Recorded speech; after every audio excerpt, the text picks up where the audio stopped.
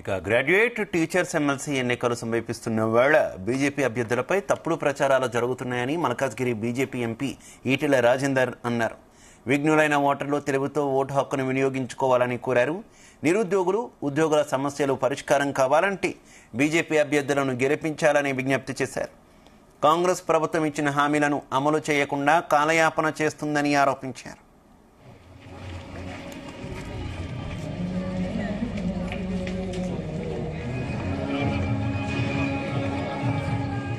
ఇవాళ నిరుద్యోగ సమస్య పరిష్కారం కోసం కాంగ్రెస్ పార్టీ ఏమో మాటలు చెప్పింది, అబద్ధవాడి ఇలా కాలం గడిపేస్తే జనతా పార్టీ కమిట్మెంట్తో పనిచేస్తూ ఉంది. అదేవిధంగా టీచర్ల విషయంలో 317 జీవోలు జరిగినటువంటి అక్రమాలు సవరిస్తా అని చెప్పింది, ఇంతవరకు సవరించలేదు. వాళ్ళకు వెంటనే డిఏలు చెల్లిస్తా అని చెప్పినారు.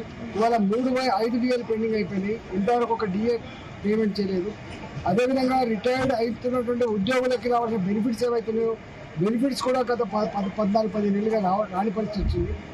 ఇవాళ చివరికి రిటైర్డ్ అయినటువంటి ఉద్యోగులకు రావాల్సినటువంటి వాళ్ళ బెనిఫిట్స్ ఏవైతున్నాయో గవి రావాలంటే కూడా లంచాలు రాని పరిస్థితి వచ్చింది. ఇక వాళ్ళకి హెల్త్ కార్డ్ అయితే చెంతనే లేదు ఎక్కడ.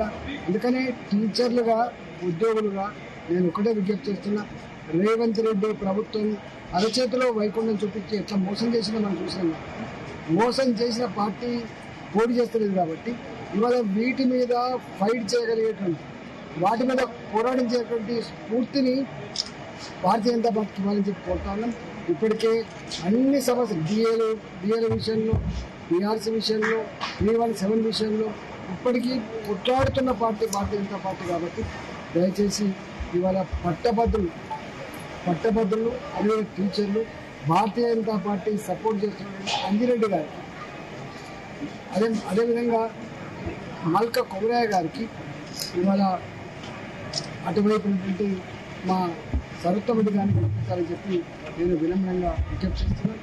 ఇవాళ మేధావులారా, టీచర్లు, నిరుద్యోగ యువత ఒకటికి 4 సార్లు తగ్గించుకొని ఆలోచించుకొని ఇప్పుడున్నటువంటి ఈ సర్కార్ ఇలా అంకుశం పట్టుకుంటే తప్ప సమస్య పరిష్కరించలేదు కాబట్టి పోరాటం చేసేటువంటి, మీకు అండగా ఉన్నటువంటి, మీ సమస్యల కోసం అండగా ఉన్నటువంటి భారతీయ జనతా పార్టీ అభ్యర్థి గెలిపించాలని చెప్పి నేను వినమ్రంగా విజ్ఞప్తి చేస్తున్నాను. ఇవాళ నిరుద్యోగ సమస్య పరిష్కారం కోసం